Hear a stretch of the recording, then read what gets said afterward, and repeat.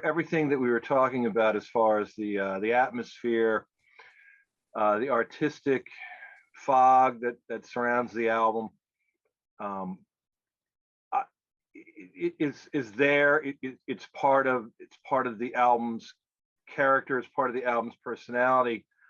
Then I was making the point that, but it's one thing to take it as a deliberate artistic expression, but in this situation, it was sort of accidental. Like somehow the band was not aware of what the album sounded like before they hit the road, before they were touring. And I think they heard the album, saw the album cover while they were already on the road, and didn't like the album cover and were surprised at the way the album sounded.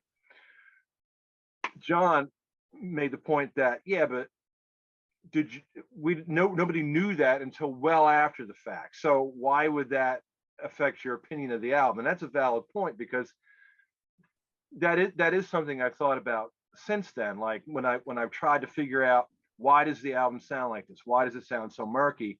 And then years later, when I was reading an interview or something, watching something on YouTube, and Tony Iommi is explaining that it wasn't in their control for whatever reason.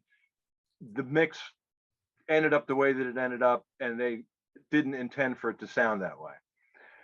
So while all this was sort of after the fact, my experience with the album at the time that it came out, coming from Mob Rules and finally getting into the frame of mind where I really was accepting of the Dio era.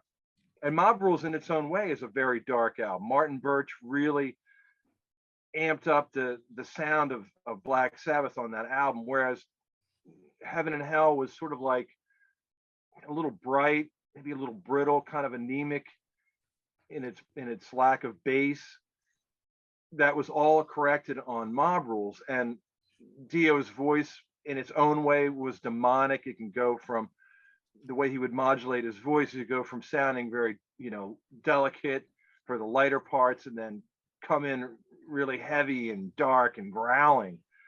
And so Dio kind of had that demonic, he kind of added that demonic thing to Black Sabbath that became a part of the band after the Ozzy era. Yes.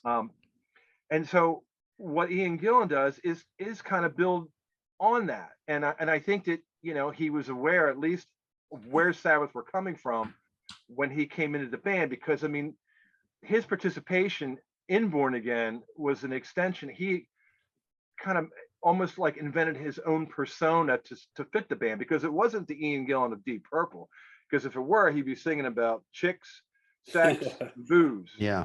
But the subject matter of his lyrics were on the darker side, and you wouldn't have heard any of that even with his solo stuff. I mean, it was foreign. So it was cool that he was adapting himself to Black Sabbath at that time, and which made it evident that he was into it. He wasn't just like going through the motions. He wasn't just there to collect a paycheck. I mean, he was in there because he wanted to be in the band, and he wanted to express himself creatively in that context, and he did.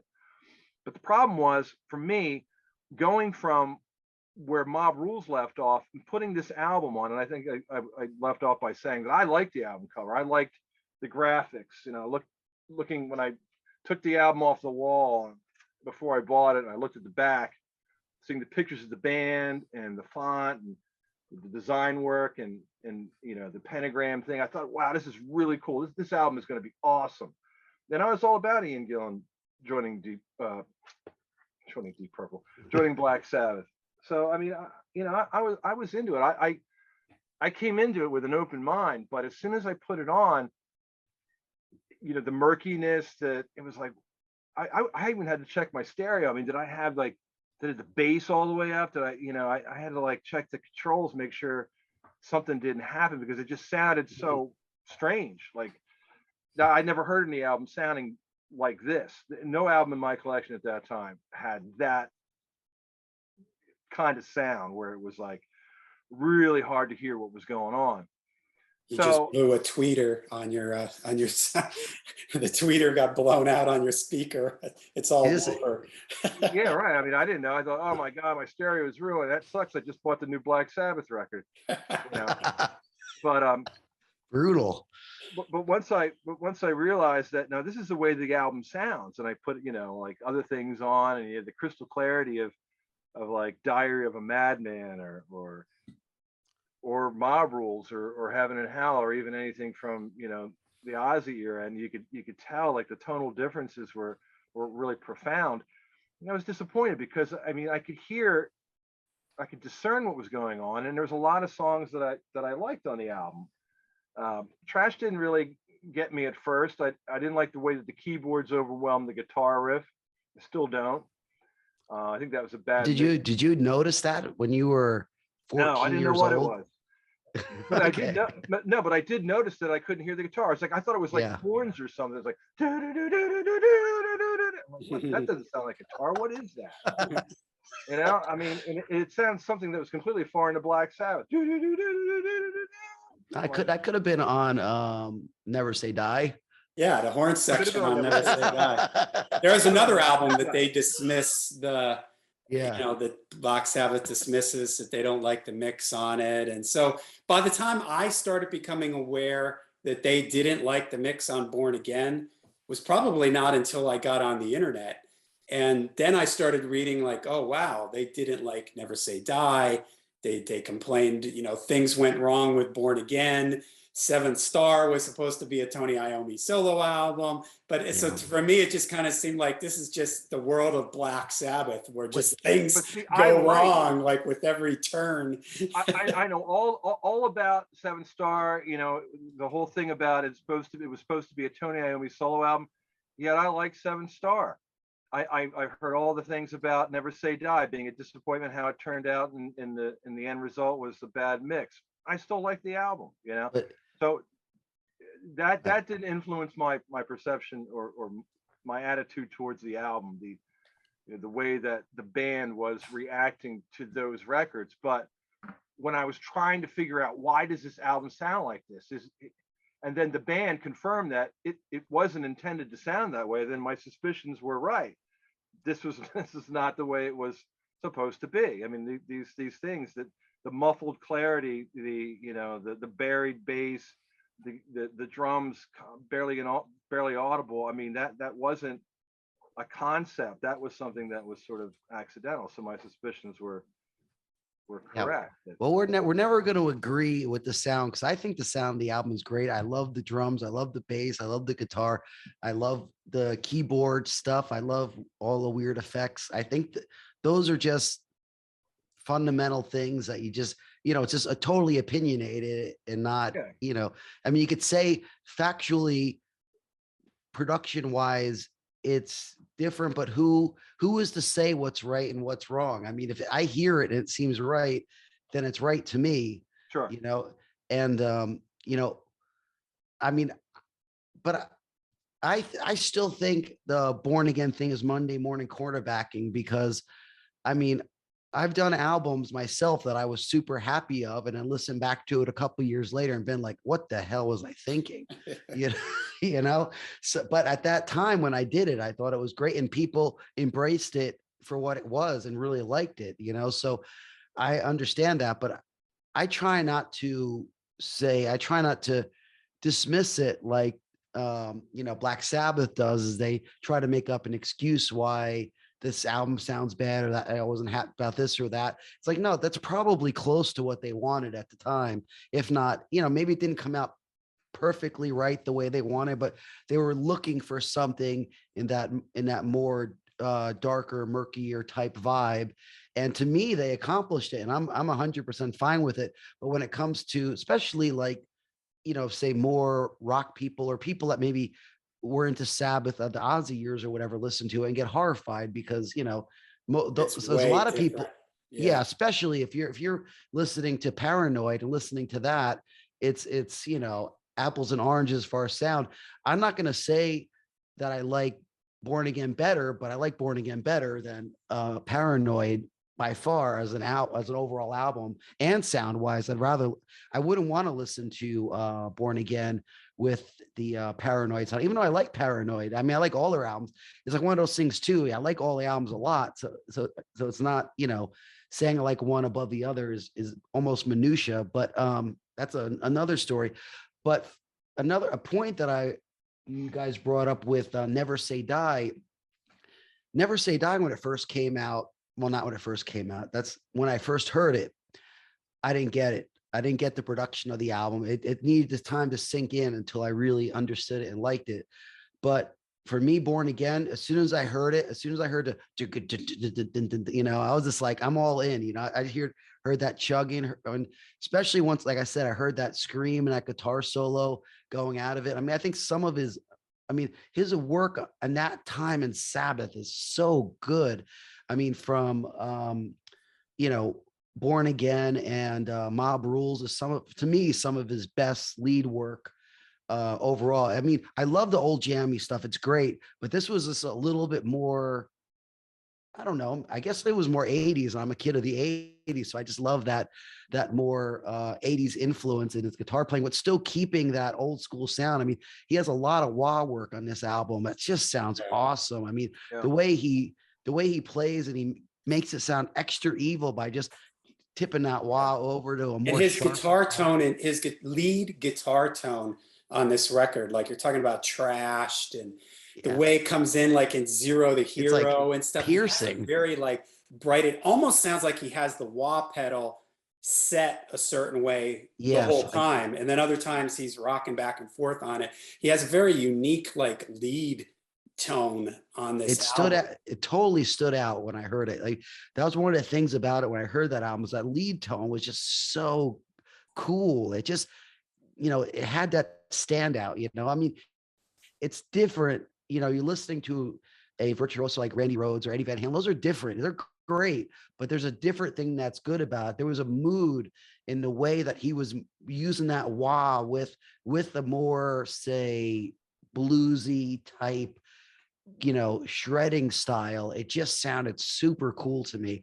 I didn't know what it was. I just knew it sounded super cool. Every time I heard him go into a solo, it just sounds, to me, it just sounds awesome on that album. And there was a couple other things. And I do have to say that I might, now I'm more 50-50 on it, but I always thought that Heaven and Hell had a better sound than Mob Rules for years. I know you guys always talk about how you like it the other way around. Mob Rules better as far as sound wise goes. I always thought Heaven and Hell actually had a better sound on an album. Now I listen back and I think I like them about equal production wise, but I think there's just a little bit of a different production radar that we have, and that's just a fundamental, I guess, because I always thought when I first heard Mob Rules, I thought it was a little bit of a hollower sound actually than Heaven and Hell. I thought Heaven and Hell was a heavier sounding album, but I was listening more of the guitar tone on Heaven and Hell sounded a little more 70s. And it's funny because Mob Rules sounded a little more 80s guitar sound, but I like the 80s guitar sound on Born Again more than I like it on Mob Rules. Like, I wish Mob Rules had that viciousness of the guitar on that album. I know it's wacky. I know the way I look at it might not make sense to most people, but for me, I mean, Mob Rules is a great album. Don't get me wrong. It's an amazing, I love the production on it, but I'm going into minutia here. It's like, I think Heaven and Hell, I just like that, not the album more. I like Mob Rules as the songs more. Heaven and Hell as production. I know we're going off track, but it just seems like when you guys bring up the production on Mob Rules, you almost talk to it like it's a fact that Mob Rules sounds better than Heaven and Hell. And I just disagree that it's so super obvious that it sounds well. And I don't know, maybe I'm like not a drummer and I don't care when the drums sound brittle or something, because I like the drum sound on I like the drum sound on all three of those albums, we'll say. Well, I we're going to think they're have to great. get you back on here for, we'll have to, all right, we've got another Sabbath Sunday episode, Heaven and Hell versus Mob Rules. All right. One thing I want to say about We got you inked in on that one. one thing I want to say about the production, you're right. It is one isn't necessarily better than the other. But with Martin Birch as a producer, and this is one of the reasons why I really like his body of work, basically. I mean, I think I have every album that he's produced. In the 70s, he was more of an engineer. In the 80s, he became a producer. And when you go from, let's take the highlights, Fire of Unknown Origin, Iron Maiden Killers, Great album. Black Sabbath, Heaven and Hell, and Mob Rules, each one of those albums sound different. There isn't like, oh, this is a Martin, you don't Yeah. listen to it and you can hear, oh, this is a Martin Birch production. That's a good producer, in my opinion. Yeah, exactly. Each album has its own personality. And I think what he must have done was listen to the music, listen to the band perform, record, and then have a vision for how he wanted it to sound or how he thought it should sound with cooperation with the band. But in each album that he did is different and it's unique to the songs on the album. So really, yeah, I mean, you can't really say, I guess maybe John and I were in agreement that we both liked the way that Mob Rule sounded versus Heaven and Hell. But no, it's not accurate to say that one's better than the other. I mean, they're both great productions. I think that there's the sound on Mob Rules it has more of a richness, more of a warmth, whereas Heaven and Hell kind of leaves me a little cold. It sounds a little brittle. But I mean, that could be more appealing to somebody, and it's not a bad production. All right, well, let's we haven't talked a lot about I mean, we did a little bit some of the individual songs. One thing that I do like about Born Again is it does feel like an album I can come back to often, like it's an album of deep cuts, because obviously they never played really. Did they ever play any of the Ian Gillan songs once with Glenn Hughes or Tony Martin? I seen him with Glenn Hughes at the Giant Stadium, not Giant Stadium, but what was it? Brendan Byrne Arena for the 7 Star tour. And all he did was play the intro riff to Zero the Hero. Okay. And then I think he went into it was something like he did a medley of Sabbath, Bloody Sabbath, Zero the Hero, and what's the Symptom of the Universe or whatever. But I don't think he played any of those songs. He just kind of teased it. And I was about to just shit myself when I heard the din din din din din din din din, as a kid, because that was my first time seeing Sabbath play live, and I was just like, holy crap, they're like gonna play a song off my favorite album, and they only played that riff and stopped, and I was like, oh. So the album does feel like it's like a deep cuts album, because they never played any of these songs after this tour, and for me, it is kind of fun to.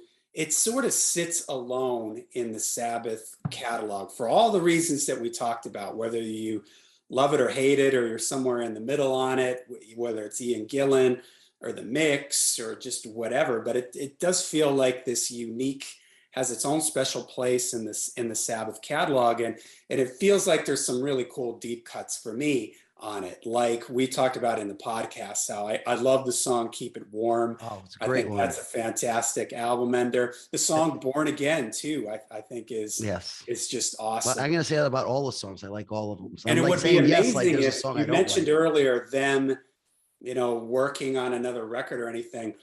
I would love if they got back together, call it Born Again. Obviously they can't call it Black Sabbath for legal reasons now. Call it Born Again. And if you don't think that it could work, I think we mentioned this in the I'm pretty sure we mentioned this in the podcast.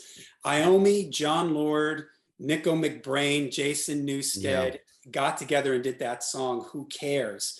And man, that was like, there's obviously a chemistry there when you get rock stars this godlike Mount Olympus caliber of Ian Gillan and Tony Iommi in a room together. I mean, seriously, these are the best. This is the Yeah. Mount Best of Rushmore But best. that was of like 20 heavy years rock ago. and metal, and you get them together, you know that magic's going to happen. So you just think about, oh man, just even if they just went out on the road and you hear something like "Keep It Warm" or this "Born Again" song It would have to live, be so oh man, dialed it'd just be back amazing. vocally for Ian Gillan, because Ian Gillan, even with Purple, I mean, Yeah, he just doesn't do Child in Time anymore. He won't. Yeah. They don't play it. Yeah. He He doesn't just have the doesn't have vocal the chops voice anymore. anymore. Studio trickery, just he's- used the studio. He's 70 years old. But But I mean, okay. as far as the songs on this album, I mean, I think we already picked a couple favorites.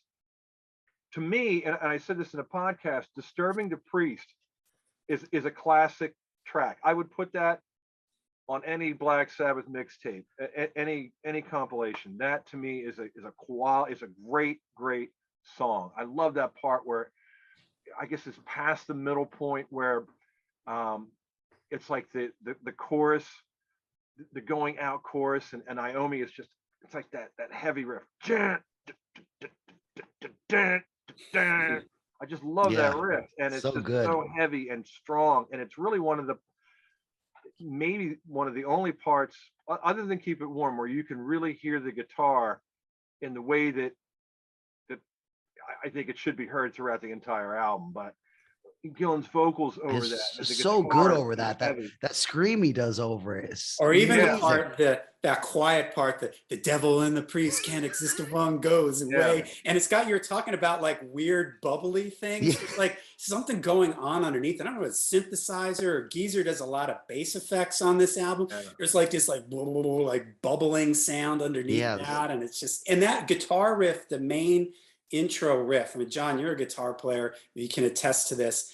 That is so weird for Tony Iommi. That's a very bizarre Iommi type of riff with those harmonics. You know, as a kid, I didn't know nothing what it like was, that I you heard mentioned, before. but it's a very quirky, out of the box Iommi riff, but it totally works. It's so heavy. It's like if you were to making a list of the heaviest like Black Sabbath songs, that would have to be on this song would have to be on the list, because it's so heavy and just crushing, man. Awesome.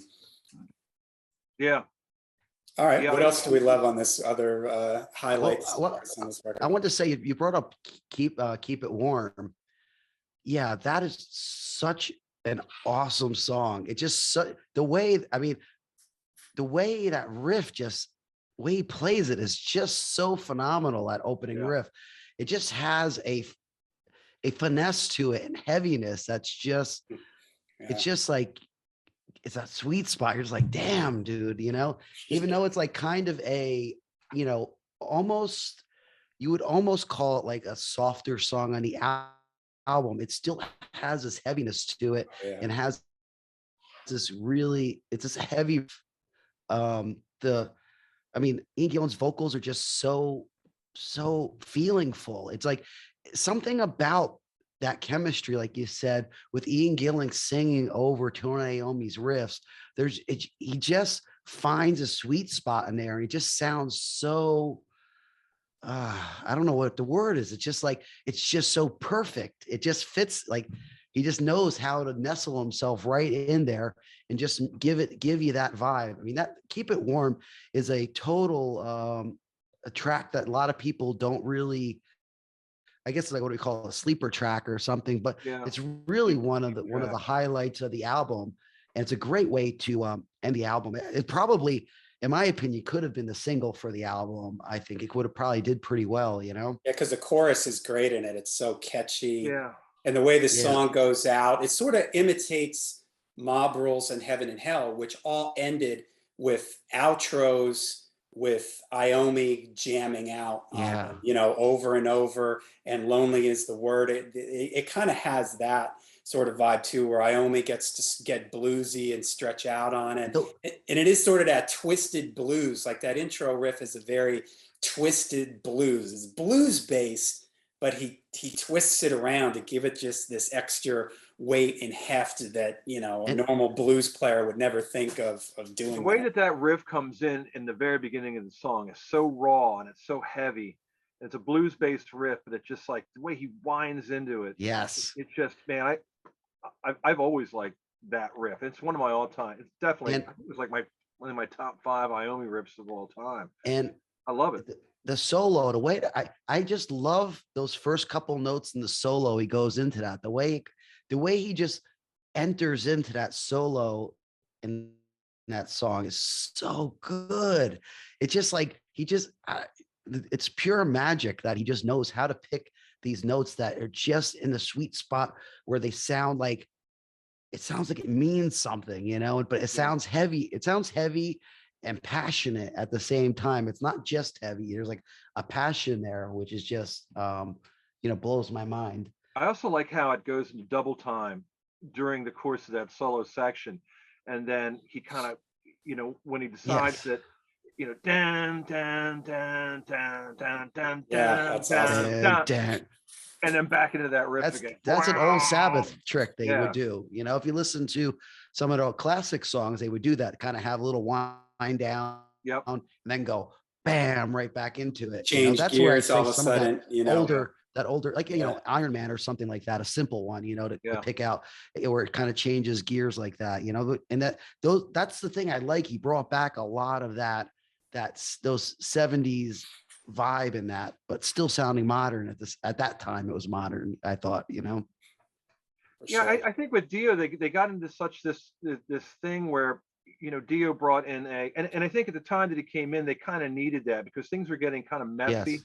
in the band at the time, in and around Never Say Die, and they kind of lost the plot.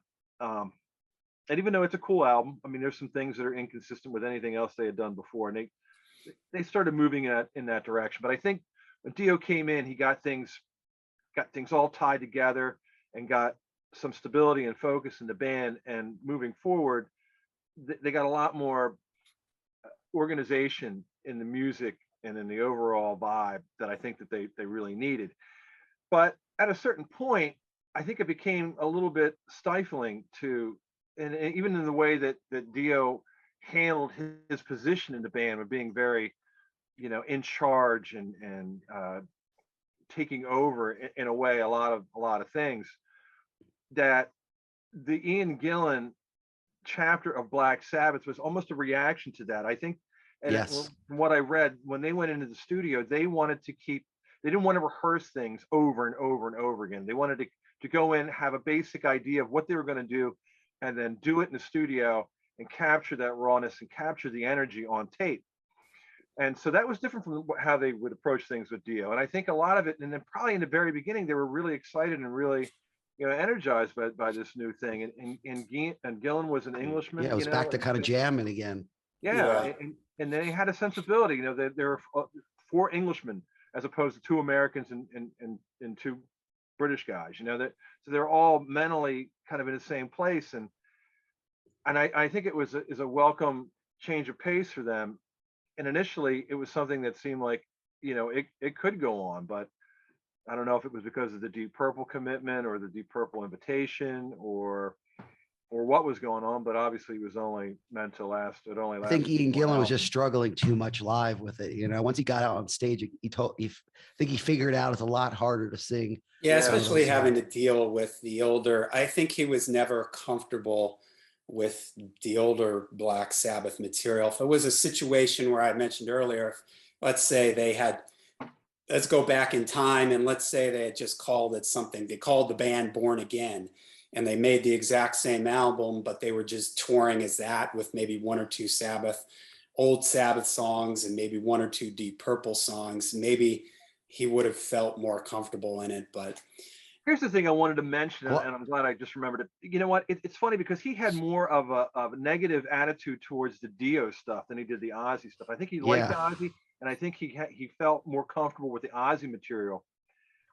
I'm wondering if he didn't have a thing with Dio because of Dio's relationship with Richie Blackmore, and how when Yeah, never maybe. thought of that. Purple and Rainbow or Purple and Elf toured together, how that kind of But he that seems to be friends with him though now. I mean, later years at least yeah, because they toured together on that, was it early 2000s? possible at that time, the dynamic, between Ronnie and Black Sabbath, Ronnie and Deep Purple, Ronnie Rich. I mean, when Who knows? when you make a family tree, All it's angles. amazing how connected Rainbow, Deep Purple, Black Sabbath, Whitesnake, Yeah, I know. 5 degree. I always say there's the 5 degrees of separation from Cozy Pal. You can trace anybody in the music industry with 5 steps back to Cozy Pal. I'm serious. It's a game. It's a drinking game. Do it sometime. Again, I was just thinking Thin Lizzy, and I'm thinking, nah, there's no connection between Black Sabbath and Thin Lizzy, but yes, there is. Cozy Pal, from Cozy Pal to John Sykes, Thin Lizzy. Yeah, I mean, seriously, you can trace Yeah. 5 degrees of separation to Cozy Pal.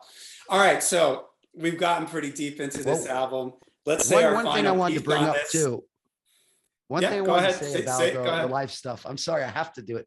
I thought it was really interesting with their live set list because you could tell he was more into some of the Ozzy stuff. Because I mean, they did Rock and Roll Doctor a lot of shows. I mean, that's super badass to see that live. I mean, I would have loved to see Ozzy do that live sometime, but I mean, it just to me, it was a really interesting song to just decide I want to do that one. But if you notice their set list, they only played out of the old I call them the generics like War Pigs, what was it? Children of the Grave and Paranoid are pretty much, I think, the main ones they played from the early days. But then they played Rock and Roll Doctor and then Supernaut. And I was just like, yeah. I mean, I was like, those are both really cool ones, especially around that time to see played because neither of those would have been played with Dio. And with Dio, they were playing probably more of the, say, generic Black Sabbath songs, than this, which I thought would have made seeing it really cool. I mean, I have, like I said, I have a lot of bootlegs, so I pretend I'm at the concert, close my eyes and pretend I'm there watching it. But it would just be so amazing to be there and hear something like Rock and Roll Doctor, because you just wouldn't have expected to hear that song in the 80s. I mean, it was one of those, 70s songs, which, okay, probably did okay for him, but wasn't super big. But they picked that one out. What's that? It's a deep cut. And yeah, maybe Gillan it was easier for Gillan to relate to Ozzy because of the blues. Ozzy's more of a blues-based singer, whereas Ronnie didn't really have that quality. Ronnie was more of an operatic type of thing. So I'd imagine that Ian Gillan was able to understand like Rock and Roll Doctor. It's a boogie, it's a blues rock, number. So I can see how Ian would be able to feel more comfortable with the Ozzy stuff than he would with the Dio stuff, which is a little bit more straight, whereas the Ozzy stuff is more loose and bluesy and has that more jammy, which is what he was coming out of with Deep Purple and even, his solo band. Yeah, definitely. Yeah, because really, I think they only played, we would call it Neon Nights and Heaven and Hell, I think, from the Dio era, which is crazy because that's just what they were coming right out of. And then to only play 2 songs from that era definitely would have been weird. I think, you think they could have done like Children of the Sea or something else, Sign of the Southern Cross, but it seems like he just didn't like that. It was less jammy. Those songs, they're great songs, but they're definitely more metal, I guess. More metal songs and 70s jam songs, even though I love the versions that he sings. I love you probably heard it. I don't think it's on the reissues, but on the bootlegs of Ian Gillan singing Heaven and Hell and his voice going out in it. And I love it. I don't know why. I know he would like cringe at it, but I just love the fact that he has like a frog in his throat while trying to sing that high note, because he just the Sing Me a Song, he tries to go up super high with that last note and it just like it falls short. But to me, there's like a purity about that just, it's like it's real, and it makes, to me, I don't know, it makes it better in a way. Of course it's nice when someone can hit every note, but sometimes when they're trying and they fail, you still like, yes, you go for it, try, I don't know. And Ian didn't have anything to prove. Ronnie was, he was coming out of Rainbow. Yes. But Ian was coming out of a band that was of the same stature Yes, basically as that's Black true. Sabbath. They're sort of peers of each other. So Ian, I think, came into it more like we're just having fun. The English, Darren, you mentioned Yep. that earlier. The band was all English at that point. We're having drinks, we're having fun. And when Ian does talk about this era of the band, he always says it was fun. You know, it was just, they just got together. They just had fun with it. And I get the impression that Ian didn't think too hard about it. When Dio came in, it was a different situation. They were rebirthing the band in a lot of ways, but this just felt more like old Old bros chums getting getting together. together to Yeah. just to have a blast, crank up the amps. Let's have some fun. There's a lot of bootlegs, and John, you talked about some of the bootlegs you have, and there's a lot of really good boots from this tour, from this era. Yeah. And in some ways, if you, like me, you have issues with the production of the album, this is a good way to hear these songs That's in what a I was going to different. ask you about that. What your Yeah, opinion was in a live sense of those. I would tend to listen to like the Reading show, the Providence, Rhode Island. I would, when I had an urge to listen to Gillan Sabbath, it would be I would go for the bootlegs. But the thing that kind of kills the bootlegs in a way is Bev Bevan. Bev Bevan joined the band and he wasn't familiar with the songs. Certainly he was a competent drummer, but he didn't know the songs, so he would miss cues, and you'd be listening, and everything else would be on point. The bass guitar, Gillan's following along with the lyrics. And Geezer Butler's killing it on those live shows.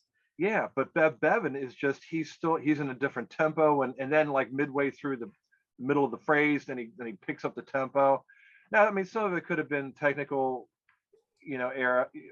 errors. Maybe there wasn't a good monitor mix or something like that. But consistently from show to show, there's always some gaff with Bev Bevan, and I think they just kind of like, when Bill quit, they must have just said, "All right, call up Bev Bevan."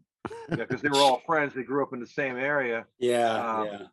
Don Then Arden was, the manager of ELO for several years, and I'm sure that was probably maybe put together by management as well. So they just threw Bev in there, and he's like, "Okay, yeah, sure, I'll do it. I'll figure it out."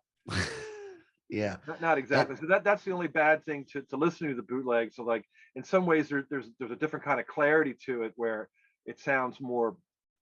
There's just more clarity to it, but then you have like the inconsistency of the drums that kind of like take. What about the demo bootlegs of that? Just quote unquote demos. I don't know what they are, like Manor tapes or whatever they call them. Yeah. Yeah.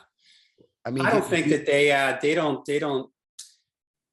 I prefer the album, obviously. It's almost like the worst of both worlds. You don't get any of the foggy atmosphere of the album, yet it's so kind of not put together enough. It's so lo-fi that it just sounds like one of those old 4-track cassette recordings or something. It doesn't have enough clarity for it to stand on its own, and it doesn't have the fog to give it that. I love that, by the way. I'm going to use that for now. You don't get engulfed by the fog of the Bill Ward's cassette demo that he was listening to in his car or whatever.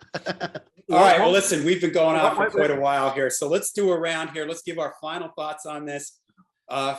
Speak now or forever hold your peace. Darren, go ahead. Final thoughts, final things you want to say about Born Again.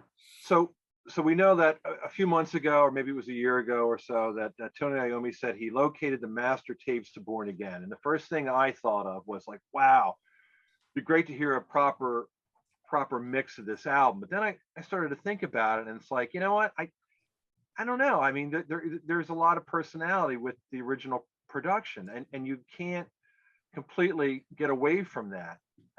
So I think if there were to be a box set, we talked about this on the podcast, if there were to be a super deluxe box set of Born Again, there should be a remastered version of the original mix.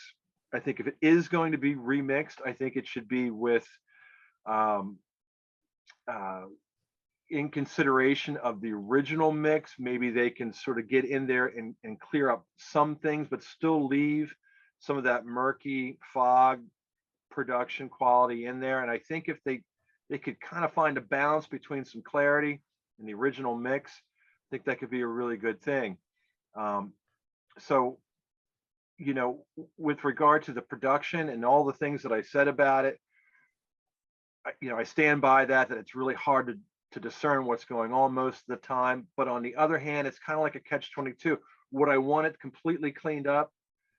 Not really, but I'd like there to be a balance between clarity and atmosphere. And I think one of the things that I look forward to is hopefully somebody, when they do decide, or if they decide to reintroduce Born Again into a remix or remastered or super deluxe, that somebody competent, they get somebody who knows how the album, who respects how the album has always sounded, and tries to do something that's well crafted. So yeah, that's my hope in the future for Born Again and the legacy that it has. I got a question for you, Darren, real quickly. Is just what out of, say, from Born Again back, what is your favorite sounding Black Sabbath album? I'm going to have to say, as far as what I think would be the typical, the production that best serves Black Sabbath, I love the production on Master of Reality. Okay, we agree on that. That's a great one. Man, I don't know if that's my I love the favorite, bass. but that's I one love of the that best. everything, I can hear Bill's drums, like everything is separated just perfectly, but yet there is kind of like a murky, dark, real heavy quality to that. Certainly they got slicker as things went on. When Sabbath Bloody Sabbath has a real lush production, there's a lot of things going on, there's a lot of That tone on guitar is great, though. Yeah, but for me, I think Yeah, it's weird. They all kind of have their own identity. I know. First album, Master of Reality, Sabbath Bloody Sabbath, Heaven and Hell and Mob Rules. I kind of lump them together, although there's a difference in sound.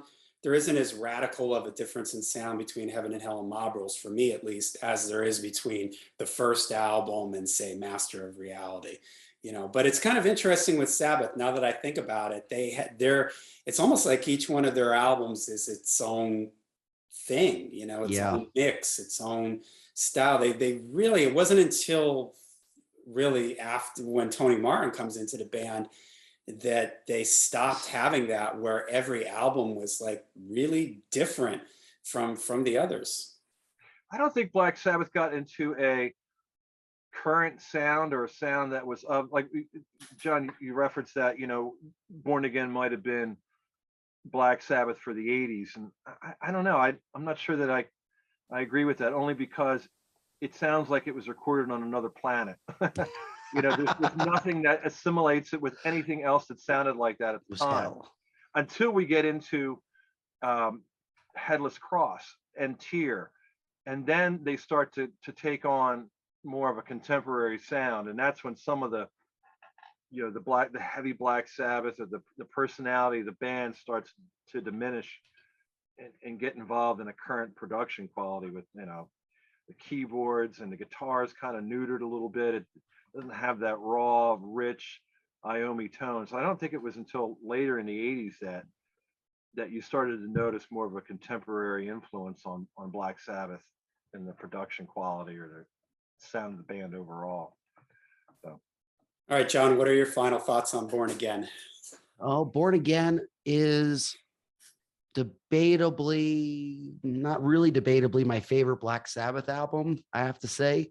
I mean, it's so difficult because I love the Dio albums, but man, pound for pound, Born Again is just my favorite. I love, some the Ozzy stuff too. Most of it is pretty damn close, but if I have to pick one album to listen to almost anytime, and it's weird because I get sick of hearing Paranoid and War Pigs and some of the generics, Children of the Grave. I get sick of hearing those songs time after time. But for some reason, Born Again, I don't get sick of hearing those songs. I've heard those songs more times than I've heard all the generic Black Sabbath songs, the radio hits or whatever. And I never get sick of it. Every time I hear it, it breathes. It's like it's a new life. It's like, to me, that album lives as almost an entity that is like fresh every time I hear it. It's really a strange thing. I mean, I love the old Sabbath albums, but like if I listen to Paranoid, I'll be like, well, if I skip like half these songs, I'm fine. I'd rather just hear all the the secondary songs on the album, or, I mean, Massive Reality is a good one. I pretty much listen to that, but I mean, Children of the Grave is a great song, but holy crap, I've heard it so many times. I'd rather hear Volume 4 or something like that. But still, when it comes down to it, to me, it's the darkest album. To me, it's not, say, traditional, the heaviest album, but to me, it's the heaviest in a evil way. And it's the album that has the most variety of everything from that point back. So yeah, but Born Again, yeah, it's my favorite. I feel it's a tough thing to say because the Black Sabbath catalog is so strong, but if I'm being honest with myself, yeah, it's my favorite. And I tell you, every time I wear my Born Again shirt, I'm proud as fuck is wearing it, telling everybody to fuck off. And and I think Ian, one of the most biggest travesties in music history is that Ian Gillan is not in Black Sabbath and didn't do 10 more albums with them and just make them all evil throughout the 80s. That would have been great. Yeah, I mean, and also one thing too I love about Born Again too, that we didn't mention too much about a little bit, is just that I do hear a Deep Purple influence on certain things here and there too. And I don't think it's just with the vocals, but I think even Tony Iommi was trying to capture a little bit of that familiar style that Ian Gillan was used to in some of the stuff here and there. I think that's a great thing too, because I mean, for me, especially the early 70s Deep Purple stuff is just, top notch. And of course, I'm happy that they did Perfect Strangers. I think Perfect Strangers is one of the best, one of Deep Purple's best albums, really, in my opinion, too. But I don't like it at the expense of Black Sabbath. That's just Black Sabbath is the only band that can make me bummed out that Perfect Strangers exists. Any other band would have, that broke up because of it, I would have been happy about, but not him, not Ian Gillan and Black Sabbath. That's like the one band. And that's, so yeah, it's kind of crazy. And yeah, just as far as anybody out there, I'm sure most of, people that know me and are kind of underground kind of people, death metal and black metal and old school thrashers, probably already like Born Again. But if you don't, listen to it with a clear head. Keep all the stuff before it, like listen to it like John and I listen to as a fresh slate and just absorb it for what it is. And the chances are, I think you're going to find something in it that you like. And if do yourself a favor and listen to some of those live Black Sabbath bootlegs with Ian Gillan singing. It's just there's something super cool about it. Even though he screws things up all over the place, it's still something so amazing for any Black Sabbath fan. It's such a treat to hear some of those classic songs with Ian Gillan singing. And at least for me, it is. I know some people, they only want to hear 70 songs sung by Ozzy, but I want to every singer Blaz. I love hearing those songs sung. It actually rejuvenates those old songs to me in a way.